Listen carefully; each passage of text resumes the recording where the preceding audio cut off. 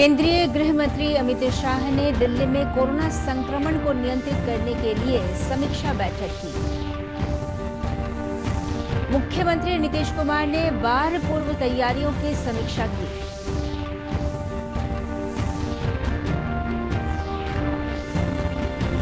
प्रदेश में कोरोना संक्रमण से ठीक हुए लोगों की संख्या लगातार बढ़ रही है। अब तक 3,686 लोग हुए स्वस्थ और 16 जून तक मानसून के राजधानी पटना पहुंचने की संभावना।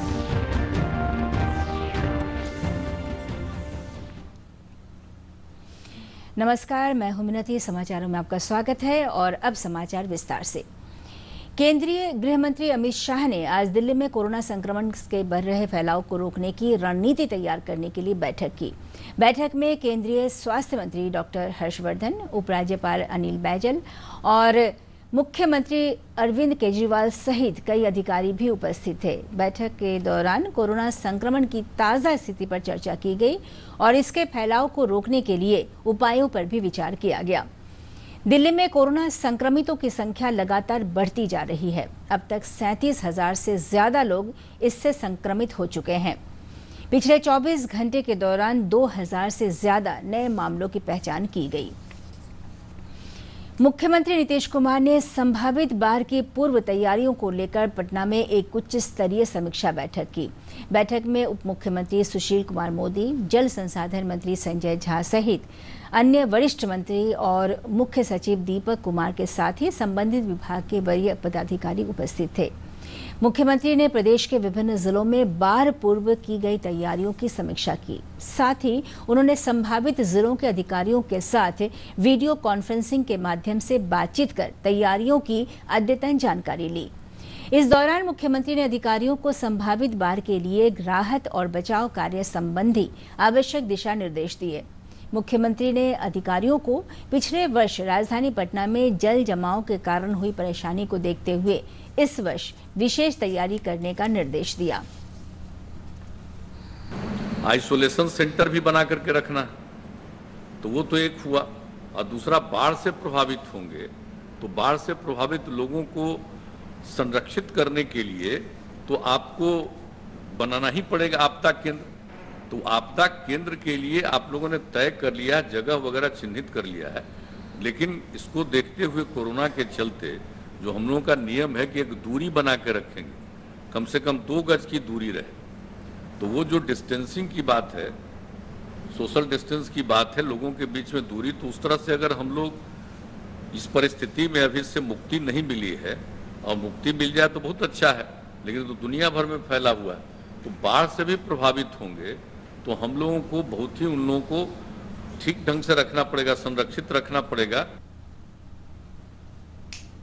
प्रदेश में कोरोना संक्रमण से ठीक होने वाले लोगों की संख्या लगातार 24 घंटों के दौरान 370 कोरोना मरीज ठीक हुए हैं। इन्हें मिलाकर कोरोना से ठीक होने वाले मरीजों की संख्या 3,686 हो गई है। संक्रमण के 193 नए मामले सामने आए हैं। इन्हें मिलाकर संक्रमित लोगों की कुल संख्या 6,289 हो गई है। राज्य में कोरोना से अब तक 35 लोगों की मृत्यु हो चुकी है। दूसरे राज्यों से आए कामगारों को रखने के लिए बनाए गए सभी क्वारंटीन केंद्र कोरोना वायरस के संक्रमण के फैलाव को रोकने के लिए राज्य में प्रखंड से लेकर पंचायत स्तर तक ये केंद्र खोले गए थे। आपदा प्रबंधन विभाग ने 31 मई को ही इन केंद्रों को बंद करने का आदेश दिया था। 29 अप्रैल से राज्य के 534 प्रखंडों में खोले गए 15,000 से अधिक ऐसे केंद्रों में लगभग 15 लाख कामगारों को रखा गया। स्वास्थ्य विभाग से मिली जानकारी के अनुसार क्वारंटीन केंद्र बंद होने के बाद भी बाहर से आने वाले कामगारों की कोरोना जांच जारी रहेगी। बिहार विधानमंडल SC/ST आरक्षण बचाओ संघर्ष मोर्चा ने अनुसूचित जाति जनजाति के आरक्षण को संविधान की 9वीं अनुसूची में शामिल करने की मांग की है। इस मुद्दे को लेकर पटना में मोर्चा की एक बैठक आयोजित की गई। बैठक के बाद प्रतिनिधिमंडल ने राज्यपाल फागू चौहान से मुलाकात की और उन्हें इससे संबंधित ज्ञापन सौंपा।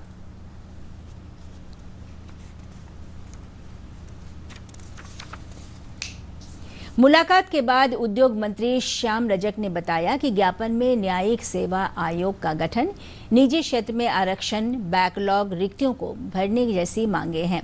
श्री रजक ने बताया कि इस मुद्दे को लेकर मोर्चा के लोग राष्ट्रपति और प्रधानमंत्री से भी मुलाकात करेंगे और इस मामले को राष्ट्रीय स्तर पर ले जाकर संघर्ष की रणनीति तैयार करेंगे। क्षेत्रों में आरक्षण किया जाए और बैकलॉग को पूरा किया जाए। इस सवाल पर माननीय महामहिम राज्यपाल जी ने अपना पूरा सहर्ष उन्होंने अपने समर्थन देने का वादा किया है।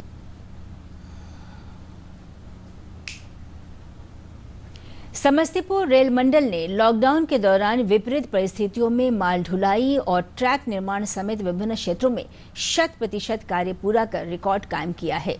मंडल रेल प्रबंधक अशोक माहेश्वरी ने बताया कि मक्का और चीनी की लोडिंग कर रेल मंडल ने 1,23,00,000 रुपए राजस्व प्राप्त कर रिकॉर्ड बनाया है। साथ ही लॉकडाउन के दौरान रेल कर्मियों के अथक प्रयास से मंडल के समस्तीपुर दरभंगा जयनगर रेलखंड पर विद्युतीकरण का कार्य पूरा किया गया।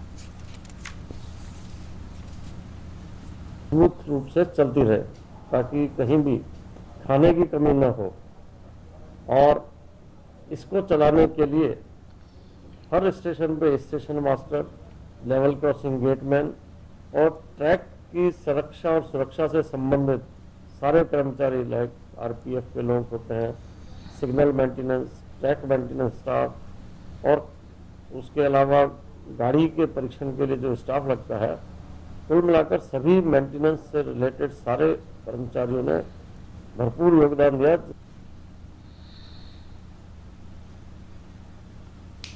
पटना मेडिकल कॉलेज अस्पताल में आज हीमोफीलिया और थैलेसीमिया के डे स्वास्थ्य विभाग के विशेष सचिव मनोज कुमार ने किया। केंद्र का उद्घाटन करने के बाद उन्होंने बताया कि ये राज्य का पहला डे केयर सेंटर है जिसमें उत्तम व्यवस्था के साथ प्ले जोन भी बनाया गया है, जिससे कि इलाज के दौरान बच्चे खेल भी सकें।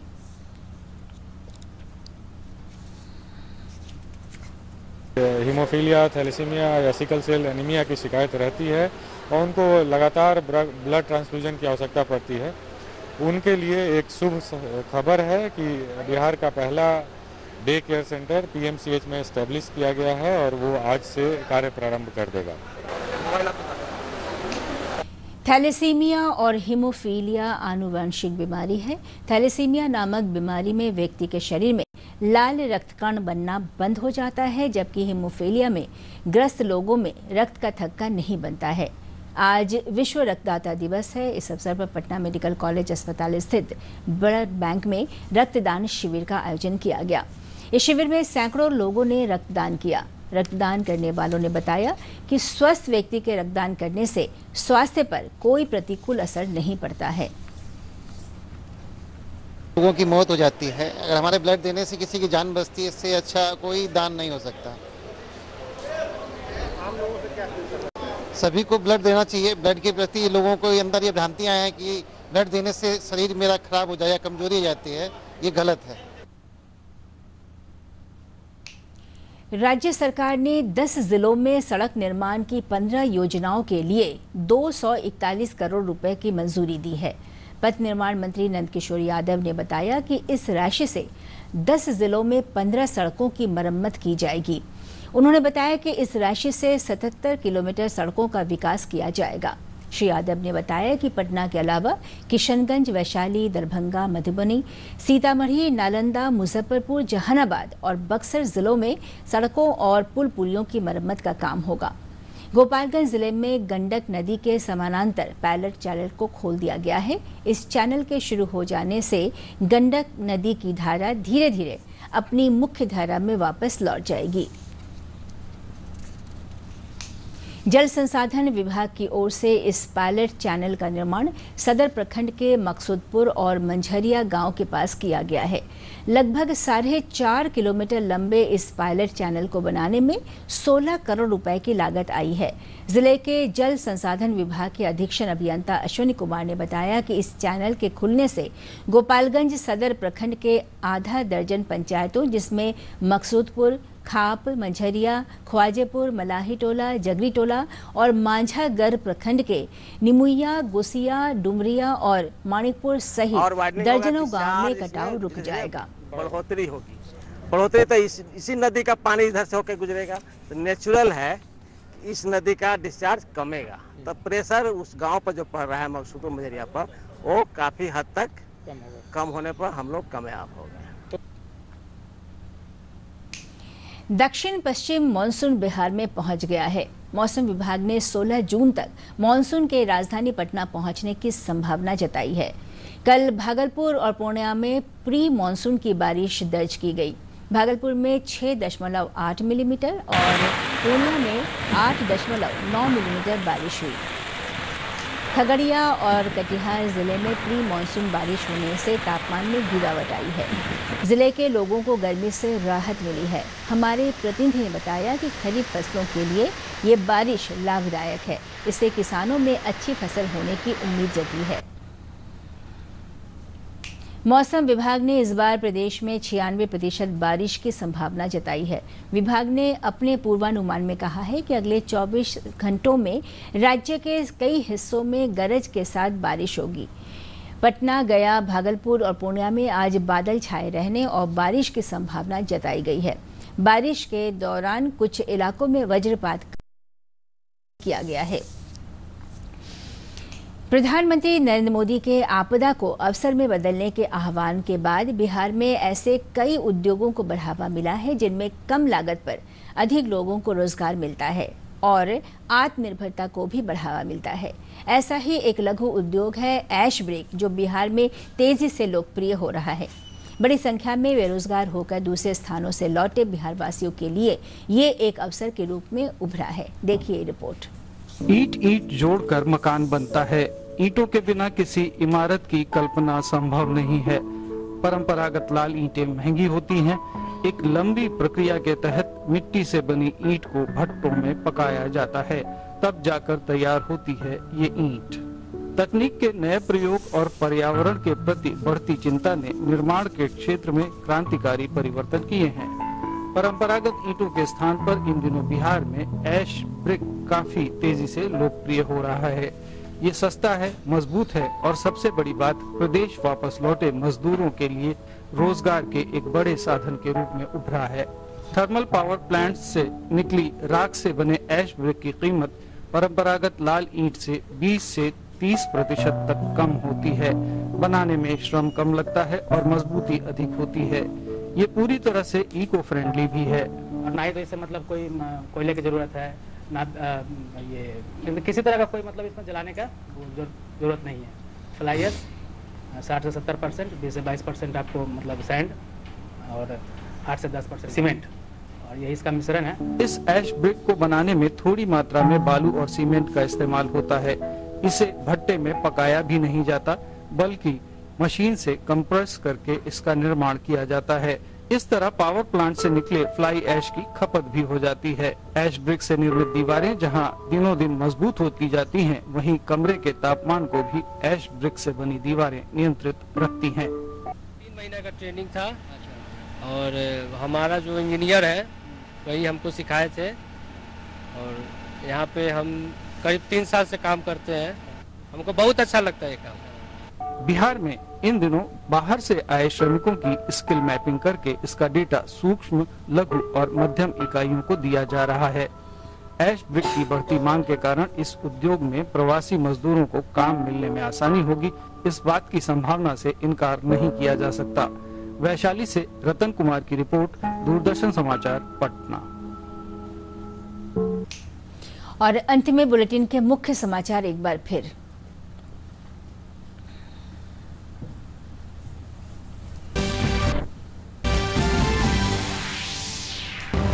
केंद्रीय गृह मंत्री अमित शाह ने दिल्ली में कोरोना संक्रमण को नियंत्रित करने के लिए समीक्षा बैठक की। मुख्यमंत्री नीतीश कुमार ने बाढ़ पूर्व तैयारियों की समीक्षा की।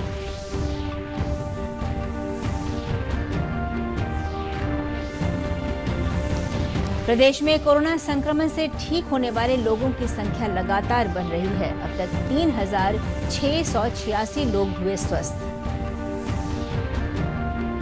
और 16 जून तक मानसून के राजधानी पटना पहुंचने की संभावना।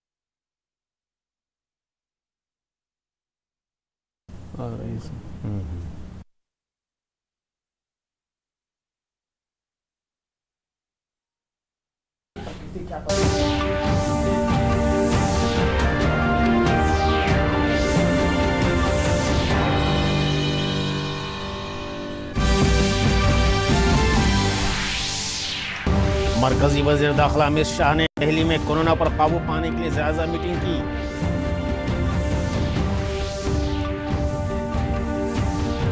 वजीर आला नीतीश कुमार ने सैलाब से कबल तैयारियों का जायजा लिया।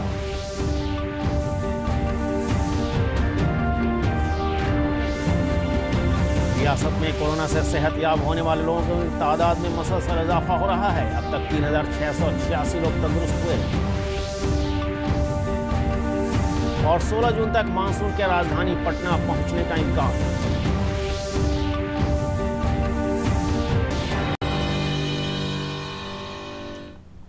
नाज़रीन, मैं हूं शकील अहमद। खबरों के तफसील के साथ मरकजी वज़ीर दाखिला अमित शाह ने आज दिल्ली में कोरोना के तौसी को रोकने की हिकमत अमली तैयार करने के लिए एक मीटिंग की। मीटिंग में मरकजी वज़ीर सेहत doctor Harshvardhan, lieutenant governor Anil Baijal और वज़ीर आला अरविंद केजरीवाल समेत कई अफसर भी मौजूद थे। मीटिंग के दौरान कोरोना की ताज़ा तरीन सूरत हाल पर गौर किया गया और इसकी तौसी को रोकने की तदाबीर पर भी गौर किया गया। दिल्ली में कोरोना के सूरत हाल में तेज़ी से इजाफा हो रहा है। अब तक 33,000 से ज़्यादा लोग इसके जद में आ चुके हैं। गुज़श्ता 24 घंटे के दौरान 2000 से ज़्यादा नए मामलों की पहचान हुई है। वज़ीर आला नीतीश कुमार ने मुमकिना सैलाब की पेशरफ तैयारियों पर पटना में एक आला सतही जायजा मीटिंग की। मीटिंग में नायब वज़ीर आला सुशील कुमार मोदी, वज़ीर आबी वसाइल संजय झा समेत दीगर सीनियर रहनुमा वज़ीर और चीफ सेक्रेटरी दीपक कुमार के साथ ही मुतल्लिका महकमा के सीनियर अफसरान मौजूद थी। वज़ीर आला ने रियासत के मुख्तलिफ ज़िलों में सैलाब से कबल तैयारियों का जायज़ा लिया। साथ ही मुतासरा ज़िलों के हुक्काम के साथ वीडियो कॉन्फ्रेंसिंग से गुफ्तगू करके तैयारियों की हालिया जानकारी हासिल की। इस दौरान वज़ीर आला ने अफसरान को मुमकिना सैलाब के लिए राहत कारी और बचाव से मुतल्लिक़ ज़रूरी हिदायत दी।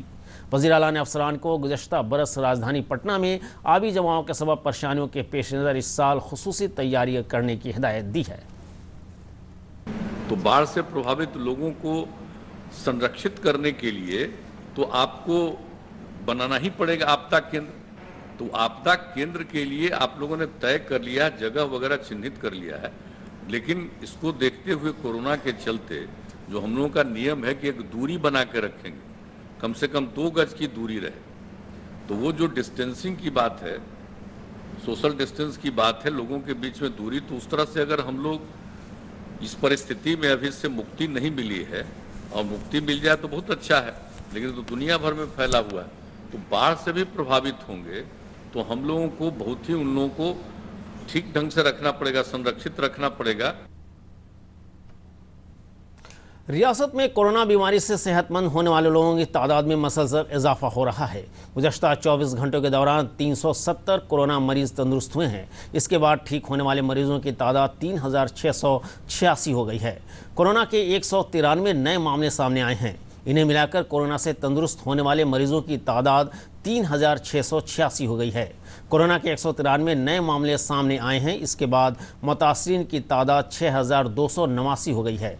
रियासत में कोरोना से अब तक 35 अफराद है। दूसरी रियासतों से आए मजदूरों को रखने के लिए बनाए गए सभी क्वारंटाइन मरकज कल से बंद हो जाएंगे। कोरोना वायरस की तौसी को रोकने के लिए रियासत में ब्लॉक से पंचायत तक के मरकज खोले गए थे। आफात मैनेजमेंट महकमे ने 31 मई को ही इन मराकज को बंद करने का हुक्म दिया था। 29 अप्रैल से रियासत के 534 ब्लॉकों में खोले गए 15,000 से ज़्यादा ऐसे मराकज में तकरीबन 15 लाख मजदूरों को रखा गया है। महकमा सेहत से मौसूला इत्तला के मुताबिक क्वारंटाइन मरकज 15 बंद होने के बाद भी बाहर से आने वाले मजदूरों की कोरोना जांच जारी रहेगी। SC/ST रिजर्वेशन बचाओ संघर्ष मोर्चे ने दर्ज फहरिस्त जात कबाइल के रिजर्वेशन को आइन के नवे अक्षर में शामिल करने का मुतालबा किया है। इस मामले पर पटना में मोर्चा की एक मीटिंग हुई। मीटिंग के बाद नुमाइंदा वफद ने गवर्नर फागू चौहान से मुलाकात की और उन्हें अर्ज़दाश्त सौंपी। मुलाकात के बाद वज़ीर सनअत श्याम रज़क ने बताया कि अर्ज़दाश्त में अदालती खदमाती कमीशन की तश्कील, प्राइवेट शोबे में रिजर्वेशन, बैकलॉग असामियों पर तकरीर जैसे मुतालबे शामिल हैं। जनाब रज़क ने बताया कि इस मामले पर मोर्चा का वफद सदर जमहूरिया और वज़ीर आज़म से भी मुलाकात करेगा। इस मसले पर कौमी सतह से जिद्दोजहद की हिकमत अमली तैयार की जाएगी। और ज्ञापन में जो हम लोग की पूर्व की मांगे हैं कि आरक्षण के सवाल को लेकर के 9वीं अनुसूची में शामिल किया जाए, न्यायिक सेवा आयोग गठन किया जाए, निजी क्षेत्रों में आरक्षण किया जाए और बैकलॉग को पूरा किया जाए। इस सवाल पर माननीय महामहिम राज्यपाल जी ने अपना पूरा सहर्ष उन्होंने अपने समर्थन देने का वादा किया है। समस्तीपुर रेल डिवीज़न ने लॉकडाउन के दौरान मनफी हालात में माल बर्दारी और ट्रैक की तामीर समेत मुख्तलिफ शोबे में 100% काम मुकम्मल करके रिकॉर्ड कायम किया है। Divisional regional manager Ashok Maheshwari ने बताया कि मक्की और चीनी की लोडिंग से रेल डिवीज़न ने 1 करोड़ 23 लाख रुपए का रिकॉर्ड महसूल बनाया है। साथ ही लॉकडाउन के दौरान रेल मुलाजमीन की बेइंतहा कोशिश से डिवीज़न के समस्तीपुर दरभंगा जयनगर रेल सेक्शन पर बिजली कारी का काम पूरा किया गया। प्रकार की भी कटौती नहीं हो और स्मूथ रूप से चलती रहे ताकि कहीं भी खाने की कमी न हो। और इसको चलाने के लिए हर स्टेशन पे station master, level crossing gateman और ट्रैक की सुरक्षा और सुरक्षा से संबंधित सारे कर्मचारी लाइक RPF के लोग होते हैं, signal maintenance, track maintenance staff और उसके अलावा गाड़ी के परीक्षण के लिए जो स्टाफ लगता है, कुल मिलाकर सभी मेंटेनेंस से रिलेटेड सारे कर्मचारियों ने भरपूर योगदान दिया। पटना मेडिकल कॉलेज अस्पताल में आज हीमोफीलिया और थैलेसीमिया के डे केयर सेंटर का इफ्तिताह महकमा सेहत के स्पेशल सेक्रेटरी मनोज कुमार ने किया। मरकज के इफ्तिताह के बाद उन्होंने कहा कि रियासत का पहला डे केयर सेंटर है जिसमें आला इंतजाम के साथ प्ले जोन भी बनाया गया है ताकि इलाज के दौरान बच्चे खेल भी सके।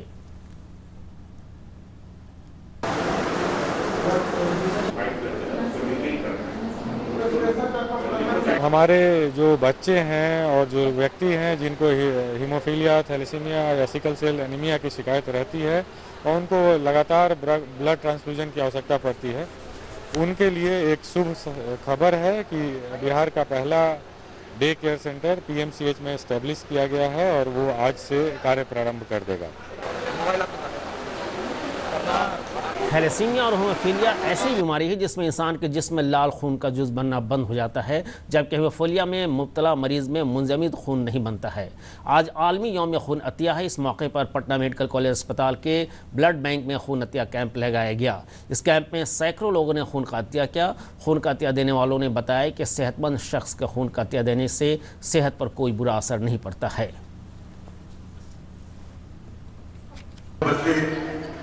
करीब 95 सालों से बचे। ब्लड के बिना बहुत से लोगों की मौत हो जाती है। अगर हमारे ब्लड देने से किसी की जान बचती है, इससे अच्छा कोई दान नहीं हो सकता। सभी को ब्लड देना चाहिए। ब्लड के प्रति लोगों को अंदर ये भ्रांतियां हैं कि ब्लड देने से शरीर मेरा खराब हो जाए या कमजोरी हो जाती है, ये गलत है। रियासत के 10 जिलों में मंसूबों के लिए 241 करोड़ रुपए तक मंजूर किए गए। वज़ीर सड़क तामीरात नंद किशोर यादव ने बताया कि इस रकम से 10 जिलों में 15 सड़कों की मरम्मत की जाएगी। इस रकम से 77 किलोमीटर सड़कों को फरोग दिया जाएगा। इस रकम से पटना के अलावा किशनगंज, वैशाली, दरभंगा, मधुबनी, सीतामढ़ी, नालंदा, मुजफ्फरपुर, जहानाबाद और बक्सर जिले में सड़कों और पुल पुलियों की मरम्मत की जाएगी। गोपालगंज जिले में गंडक नदी के मसावी पायलट चैनल को खोल दिया गया। इस चैनल के शुरू हो जाने से गंडक नदी की रवानी आहिस्ता आहिस्ता अपनी मखसूस रवानी में आ जाएगी। महकमा आबी वसाइल ने इस पायलट चैनल की तामीर सदर ब्लॉक के मकसूदपुर और मंझोलिया गांव के नज़दीक किया है। तकरीबन 4.5 किलोमीटर तवील इस पायलट चैनल को बनाने में 16 करोड़ रुपए की लागत आई है। ज़िले के आबी वसाइल महकमे के सुपरिटेंडेंट इंजीनियर अश्वनी कुमार ने बताया कि इस चैनल के खुलने से गोपालगंज सदर ब्लॉक की आधा दर्जन पंचायतों, जिसमें मकसूदपुर खाप, मंझौरिया, खाजापुर, मलाही टोला, जिगरी टोला और मांझागढ़ ब्लॉक के निमुइया, गौसिया, डुमरिया और मानिकपुर समेत दर्जनों गांव में कटाव रुक जाएगा।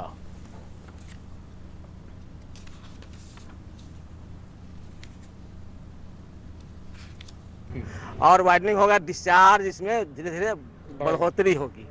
बढ़ोतरी तो इसी नदी का पानी इधर से होकर गुजरेगा, तो नेचुरल है कि इस नदी का डिस्चार्ज कमेगा, तो प्रेशर उस गांव पर जो पड़ रहा है मकसूदपुर मजरिया पर, वो काफी हद तक कम होने पर हम लोग कामयाब हो गए। जनूब मगरिब मानसून बिहार में पहुंच गया। महकमे मौसमियात ने 16 जून तक मानसून के पटना पहुंचने का इम्कान जाहिर किया है। कल भागलपुर और पूर्णिया में प्री मानसून की बारिश दर्ज की गई। भागलपुर में 6.8 मिलीमीटर और पूर्णिया में 8.9 मिलीमीटर बारिश हुई।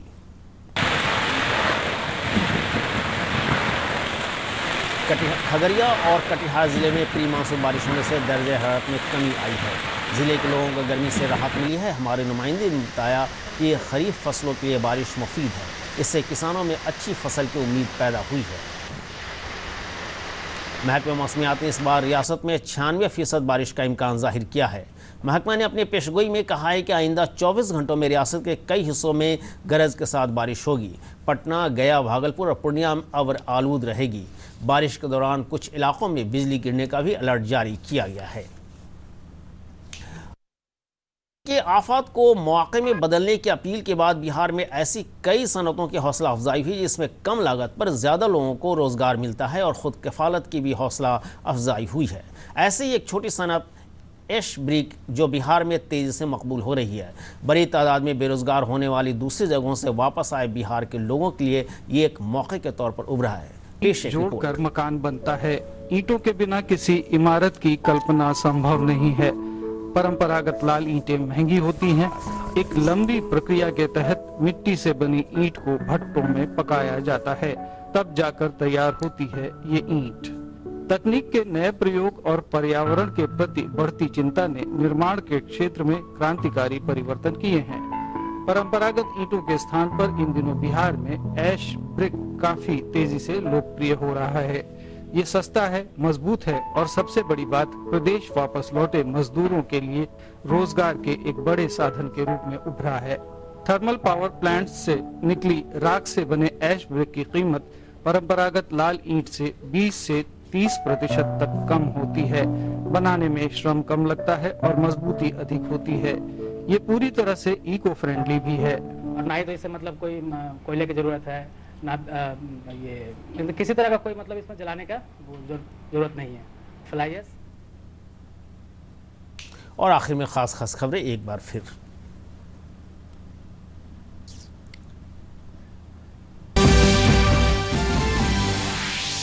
मरकजी वज़ीर दाखिला अमित शाह ने दिल्ली में कोरोना पर काबू पाने के लिए जायजा मीटिंग की।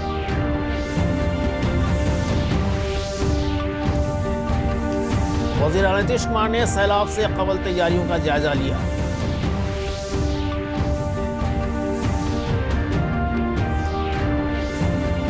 रियासत में कोरोना से सेहतयाब होने वाले लोगों की तादाद में मुसलसल इजाफा हो रहा है। अब तक 3686 लोग तंदुरुस्त हुए।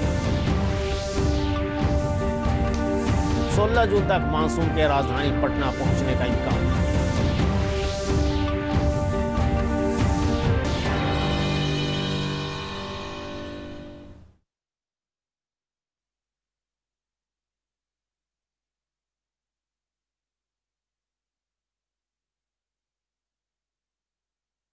नमस्कार। डीडी बिहार के कार्यक्रम दर्पण में अपना सुन के स्वागत है। आरो स्वागत से हमरा बीच जे अंगिका के चर्चित सब कवि कवित्री उपस्थित छे उनको